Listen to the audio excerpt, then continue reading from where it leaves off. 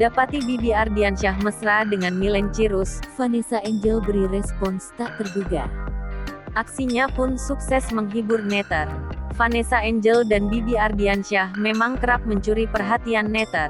Pasangan suami istri itu sering membuat konten kocak di media sosial. Terbaru, Vanessa Angel membuat netter terhibur atas responsnya saat mendapati sang suami mesra dengan Millen Cirus. Awalnya, Bibi berpura-pura meminta izin kepada Vanessa untuk halal bihalal dengan teman-temannya. setelah melalui negosiasi, Vanessa akhirnya mengizinkan suaminya pergi. belakangan diketahui Bibi ternyata tidak melakukan halal bihalal dengan teman-temannya. Ayah dari Galaskai itu justru tampak bermesraan dengan Millen Cirus. Millen terlihat menyandarkan kepalanya di bahu Bibi. Keponakan Ashanti itu berakting seolah-olah khawatir Vanessa akan mengetahui kemesraannya dengan Bibi.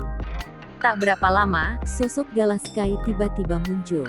putra semata wayang Bibi dan Vanessa itu tampak diantar oleh ojek online.